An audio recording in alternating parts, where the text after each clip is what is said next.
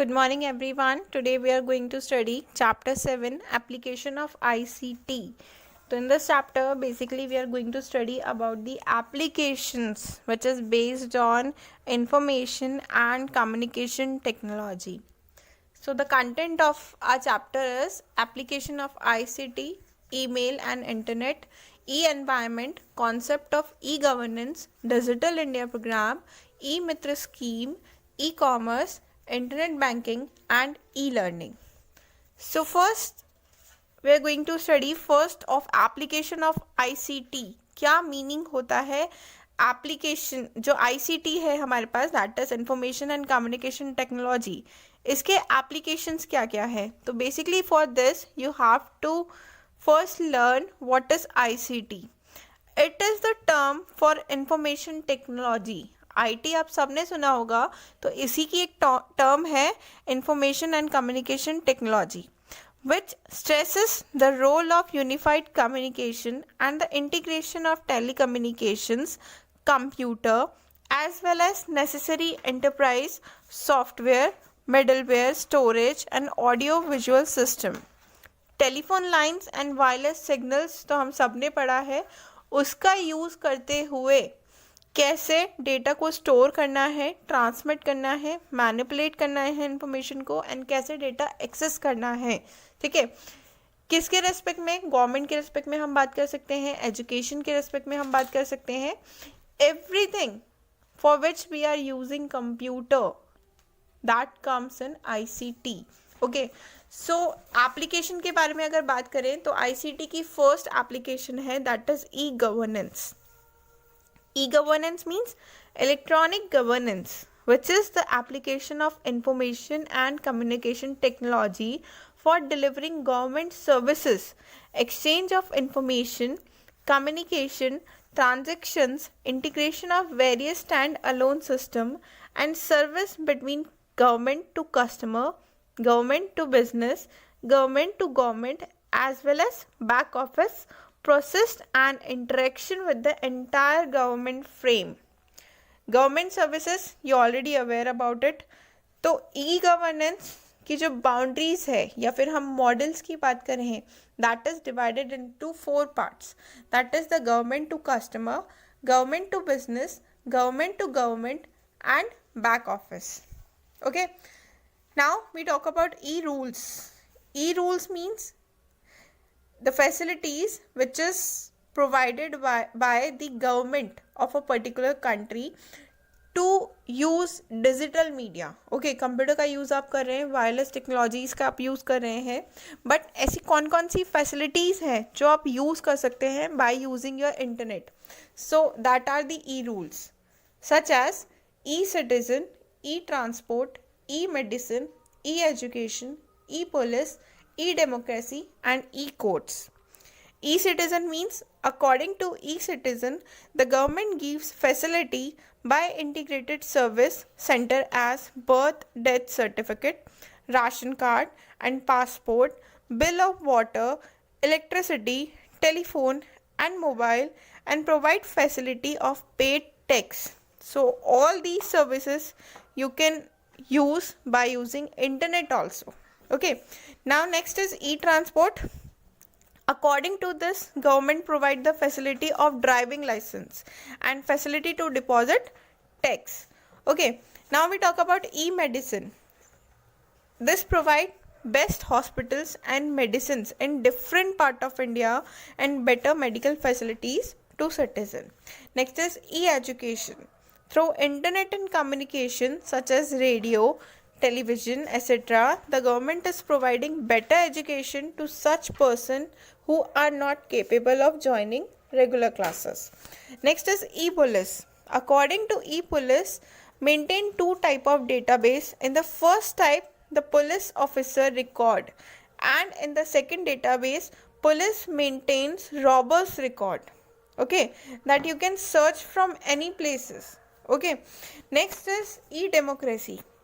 E-democracy is the use of information and communication technologies and strategies by democratic sectors such as government, elected officials, civil society organization international government organization and citizens या फिर voters. Next is e codes. E-Codes projects was conceptualized on the basis of the National Policy and Action Plan for Implementation of Information and Communication Technology in the Indian Judiciary by E-Committees. E-Committees means the Supreme Court of India. So E-Court is a facility by which you can search any policy or action for implementation or information by using ICT in the Indian judiciary. Okay. Next is concept क्या है e-governance का. What are the concept of e-governance? According to international organization, that is UNESCO, governance refers to the exercise of political, economic and administrative authority in the management of a country's affair, including citizens' articulations of their interests and exercise of their legal rights and obligations. So, e-governance may be understood as the performance of the governance via the electronic medium in order to facilitate any efficient, speedy and transparent process of disseminating information to public. E-governance means कि जो भी process हो रहे हैं in our government, we can easily access them, we can easily see them and we can easily use them. So that is all about e-governance.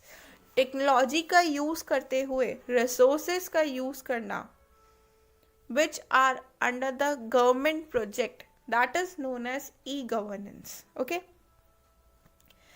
Here we have the advantages of e-governance, that is speedy, cost reduction, transparency and accountability. Speed means technology makes communication speedier. Technology का use करके आप communication को और ज़्यादा तेज़ बना सकते हो. ठीक है. Like internet, phones, cell phones have reduced the time taken in normal communication. Next is cost reduction. Most of the government expenditure is appropriate toward the cost of stationery. Paper-based communication needs lots of stationery, printers, computers, etc., which call for continuous heavy expenditure. Internet and phones makes communication cheaper, saving valuable money for the government. Next is transparency. Use of ICT makes governing process transparent. All the information of the government would be made available on the internet. The citizen can see the information whenever they want to see. Next is accountability. Once the governing process is made transparent, the government is automatically made accountable. The accountability is the answerability of the government to the people. Okay. So we have 4 advantages. First, तो speed बढ़ी है. That means कि जो पहले normal time लगता था communication में वो अब कम हो गया है. नेक्स्ट इज कॉस्ट रिड्यूस हुआ है. पेपर वर्क में जितना कॉस्ट लगता था that is also reduced. Next is transparency.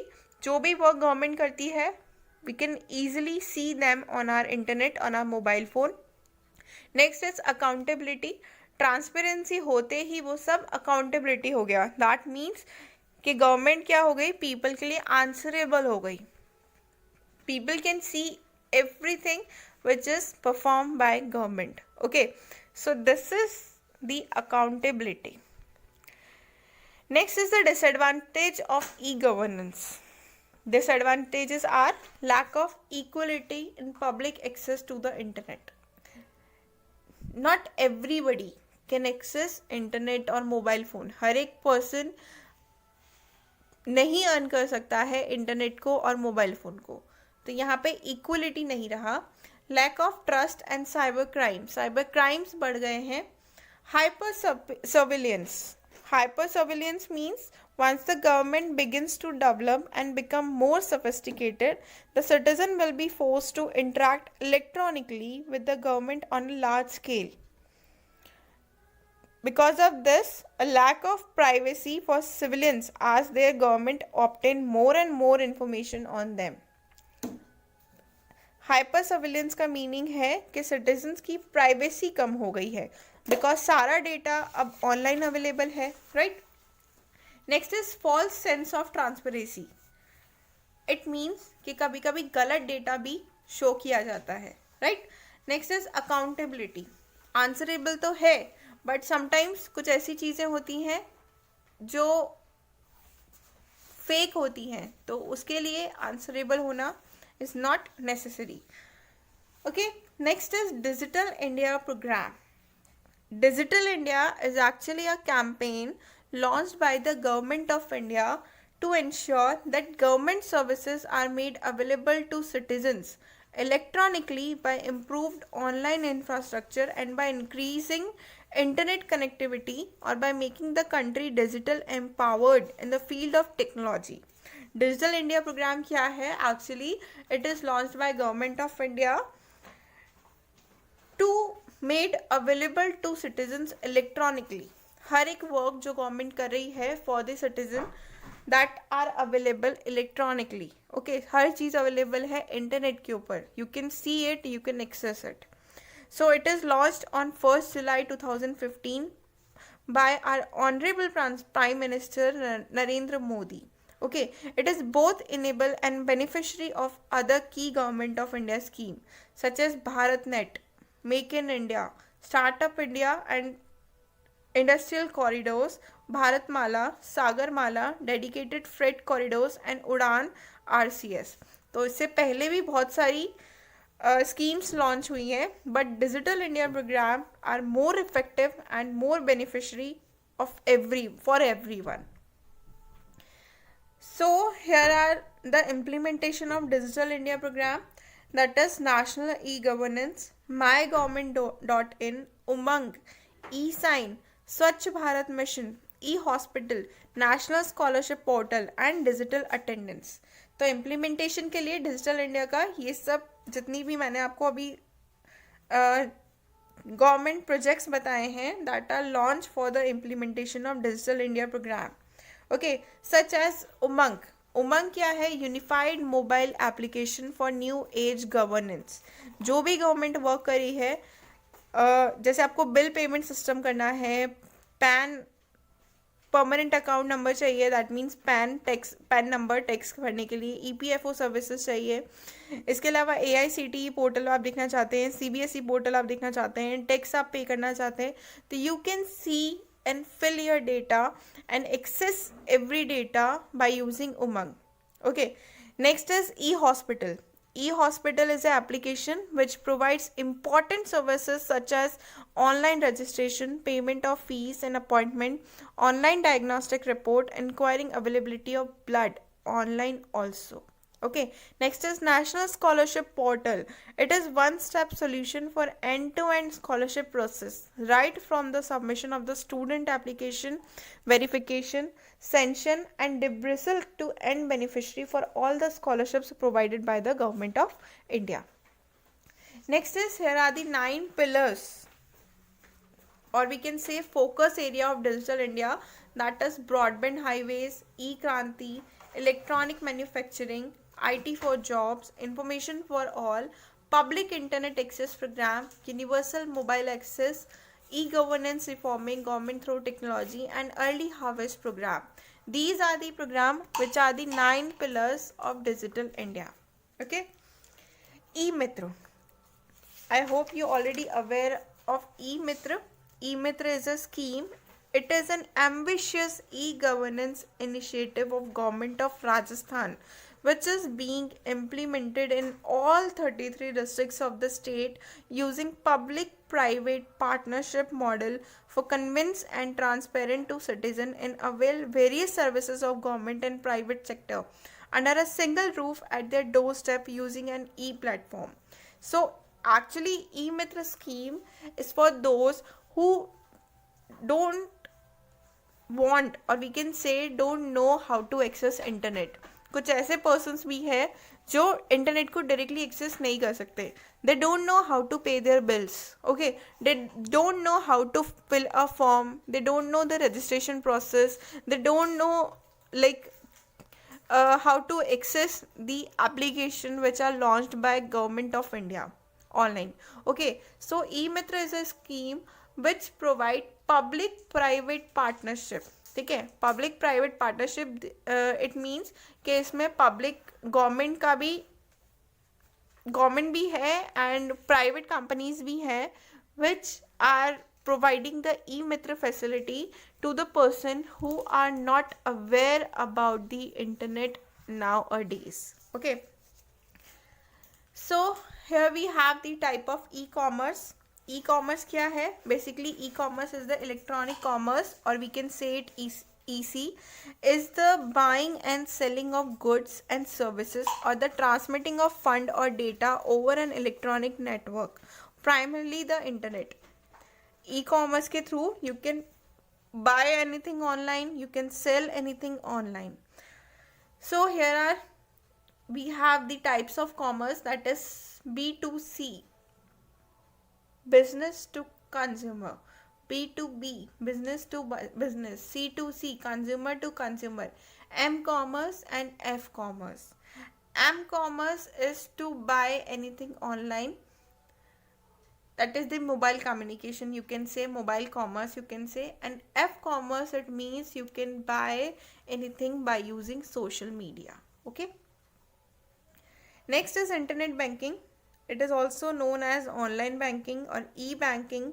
It is an electronic payment system that enables customer of a bank or other financial institution to conduct a range of financial transactions through the financial institution website. Okay, internet banking is a setup by which you can send payment or receive payment without going to bank. Bank जाने की आपको ज़रूरत नहीं है. You just need to access the financial institution website. Website को आपको access करना है. You just have to enter your username, your password, which is provided by the bank, and you can send the money to everyone around the world, and you can also receive money from everyone around the world. Okay, next is, here are some advantages of internet banking. That is the convenience, 24 hours a day, 7 days a week. You can access it any time. Late night, if you want to send money to your family, you can access it. Next is cost reducing transfer fees. You don't need to go to bank every time you want to do any transaction. You don't need to go to bank. This is cost reducing fees. And speed, faster circulation, competitiveness, fostering competition in financial market, communicate easily, you can access it easily, abolishing the use of paper, you don't need to write any paper, offering one-stop shop solution. If you want to buy anything online, you can just payment through using net banking. Okay, these are the advantages of net banking. Next are some disadvantages also. Hackers can access your bank account. One need to count with an internet service provider also. One need original setup for paying time, is time consuming but will ultimately be a time saver. Switching banks can be more cumbersome online than one person. One must have basic computer skill and internet knowledge, must be comfortable using a computer. So these are the disadvantages. First, you have to know computer very well, internet very well, you have to know. Next, if you have multiple account in different banks, so it will be very hard to remember each and every username and password of every bank. Okay, next is you have to set up for paying time. That means every time you want to buy anything online, so what you have to do, first you have to set up your payment option, right? This is time consuming, but ultimately it will be a time saver for you in future.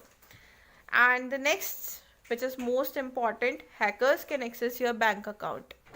If your account will be hacked, then your money, all money will be go in a second. Next is e-learning. Very important topic which we are having, e-learning. E-learning is a learning utilizing electronic technologies to access educational curriculum outside of a traditional classroom, which we are doing right now. We don't need to go to school.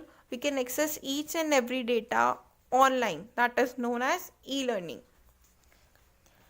So e-learning has developed very fast due to internet. The internet and the World Wide Web has provided us with easy access to information and knowledge. E-learning is a technology which supports teaching and learning using a computer web technology. It bridges the gap between a teacher and a student in different ways. The computer-based instruction has progressed from uses of CD-ROM to the internet than to the web-based instructions. Earlier, we were having a CD from where we were accessing our data, or we can say we were accessing our chapters or lectures. But now we don't need to put any CD. What we have to do, we have to just log into our account or just browse any website of e-learning and we can access the data. Here we have benefits of e-learning. It is cost effective and time saving. It is self-placed. You don't need to go anywhere to access the data. It is of higher knowledge retention. Easy course tracking is there. Room for discretion is there. Encourages sharing. And the last is large target audience based. It has the target to connect to maximum of audience. Okay. It's less expensive, you know. It is self-placed, as I already told you. Don't need to go anywhere. You can access this 24/7.